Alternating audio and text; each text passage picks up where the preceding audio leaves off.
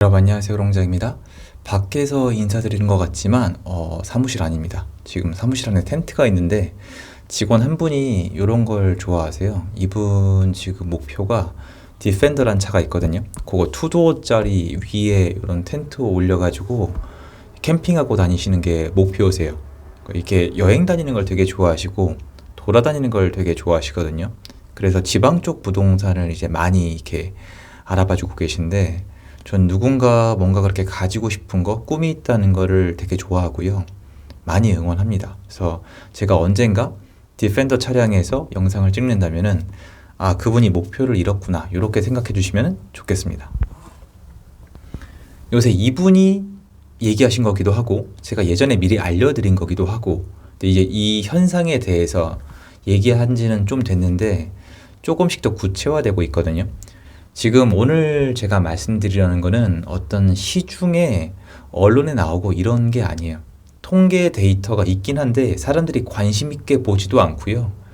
누군가에게는 의미가 크고 누군가에게는 별 의미가 없습니다. 근데 저한테 굉장히 중요한 자료 중에 하나인데요. 왜 그런지 말씀을 드릴게요.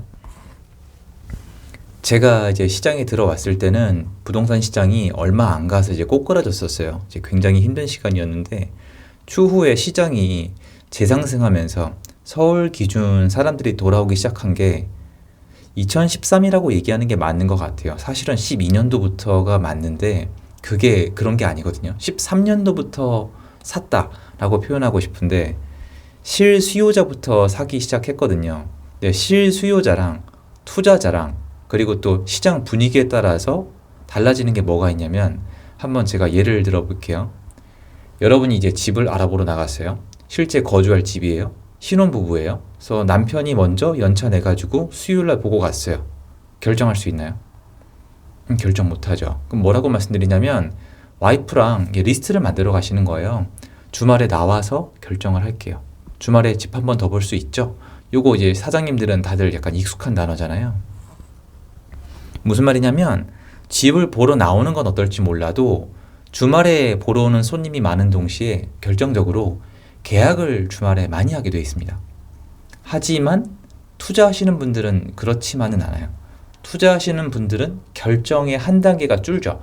물론 부부랑 같이, 그러니까 투자랑 실수요랑 사실 명이나 마인드 차이여서 딱 잘라서 얘기하기가 어려워요. 우리는 항상 마인드 안에 막 아파트 10채, 20채 이런 사람이랑 실제로 내 보금자리 마련해야지 이런 분이랑 딱 이렇게만 나누는데 사실 일정 시점까지는 되게 약간 애매하거든요. 근데 이분들은 투자를 적극적으로 하시는 분들은 그냥 결정을 해요. 심할 때는 전화기로 계약을 하기도 합니다. 물론 지금 들으면 정신 나간 소리 같지만 지난 정권 시장에서는 굉장히 활성화된 영역이었어요. 그럼 실수요자, 그러니까 주택 거래 경험이 많지 않고 실거주할 곳을 찾는 분들은 아무래도 주말에 한 번 더 나와서 계약서를 쓰겠죠. 부모님이랑 다시 나오든 온 가족이 다시 나오든 리스트를 만들어간 그 아파트에 다시 나와서 계약을 한다. 여기 이해가 되셨잖아요. 그런데 이런 경험을 하는 이 시장이 있거든요. 내가 봐둔 물건, 이제 아내랑 같이 또는 어머니 아버지랑 같이 주말에 나가서 봐서 계약을 할 마음을 먹었는데 전화가 오는 거예요. 사장님한테. 요 물건 지금 누가 살라 그런다. 계약금 먼저 붙이면은 사장님이 가져갈 수 있다. 그러면 제 경험상 야 이거 내가 들어는 봤지만 날 호구로 하나? 응? 어디 나를 이런 마음을 먹으시거든요. 그럴 만도 한 게 의심을 많이 해서 나쁠 게 없는 사회잖아요. 근데 그 사장님 편을 드는 게 아니라 사장님들이 만약에 그 해당 지역에서 나홀로 부동산이 아닌 이상 그런 행위를 했다가 소문이 나면은 중개사들끼리 따를 당해요. 남의 물건을 뭐 뺏기 위해 아니면 손님을 땡겨오기 위해 그러다 보면은 얼마 못 하시거든요. 그러니까 있는 케이스는 맞아요. 어느 분야나 안 좋은 분은 계세요. 그리고 본인의 철학관이 다르고요. 하지만 본인에게 굉장히 리스크가 높은 행동이라고 저는 알려드리고 싶은 거고 실제로 그렇게 많지는 않아요. 근데 나중에 주말에 가보니까 그 물건이 정말 그 가격에 누군가한테 간 거예요. 이 경험을 하고 나면은 그 해당되는 분은 신혼집을 구하는 그런 분들은 제 경험상 제가 매도를 할 때 태도가 바뀌어요. 미쳐버리는 건 아닌데요. 그 결정을 그 전에 비해서 조금 더 적극적으로 빨리 하세요. 물건을 뺏겨봤잖아요.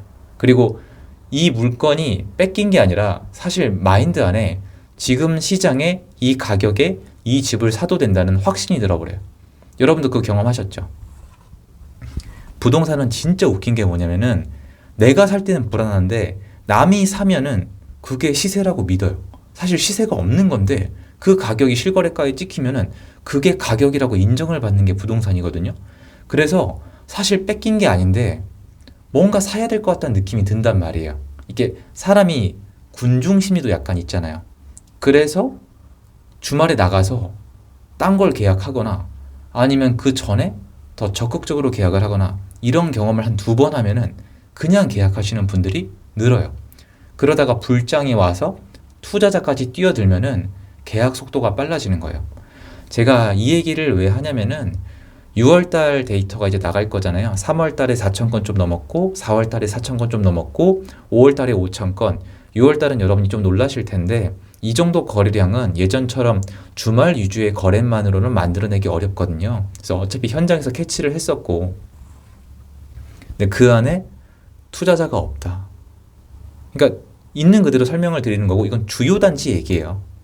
회복을 아직 못하는 단지는 이런 현상이 아직 뚜렷하지 않아요. 근데 이런 현상이 퍼지고 있는 건 맞습니다만 여러분이 요거에 대해서 고민을 해보셔야 돼요.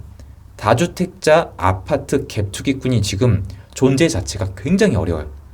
불가능하다는 뜻은 아니에요. 저번에 누가 질문하셨던데 법으로 막아놓은 건 아니고요. 그렇게 하면 본인한테 굉장히 손해예요. 거의 못한다고 생각하셔도 편합니다. 그래서 실수요자가 위주가 맞아요. 예전에 2012, 2013 요때가 약간 떠오르는 시장인데 이분들은 처음엔 차분히 움직여요. 왜냐면 기다리면 금매가 나오니까 기다리면 가격이 떨어진다는 생각이 들면은 안 사는 게 정상이거든요.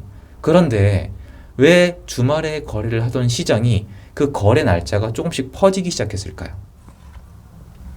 그건 이거밖에 설명이 안 되는 거예요. 그 물건이 팔려서 이게 데이터로 지금 증명이 되는 거예요. 그러니까 현장을 저는 그냥 전달을 해드리는 거거든요. 그래서 많은 분들이 일시적 반등이다, 잠깐 반짝 효과다. 제가 그래서 얼마 전에 매도인들의 착각이라는 이 표현을 달갑지 않게 받아들인 거예요. 왜냐면 매도인들이 짱이야, 집 가진 사람이 좋아, 난 그 사람들 편이야가 절대 아니고요.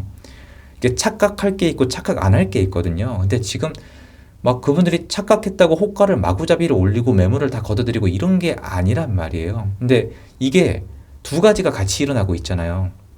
호가를 올리고 매물을 걷어들이는 동시에 주말이 아닌 평일 거래가 퍼지고 있잖아요. 이거는 매수인 입장에서도 내가 봤던 물건이 빠졌기 때문에 하는 행동 중에 하나란 말이에요. 전 단지가 그런 건 아니에요. 서울 기준으로 10%도 안 되는 거 인정해요. 근데 이게 퍼지고 있는 것도 맞아요. 이 퍼지고 있다는 게 실감이 안 되시면은 동대문구 한번 가보세요. 동대문구 중에서도 특히 성동구 옆에 붙어 있는 거예요. 참고로 성동구랑 동대문구랑 붙어 있어요. 성동구가 되게 커요. 이런 걸 감안해 봤을 때 지금 시장 분위기가 데이터나 매도인의 태도나 매수인의 태도를 봤을 때 흐름을 어느 정도 유추할 수 있다고 좀 말씀드리고 싶은 거예요. 근데 더 최악인 게 이런 상황이면은 이미 이게 이상해요, 사실. 왜냐?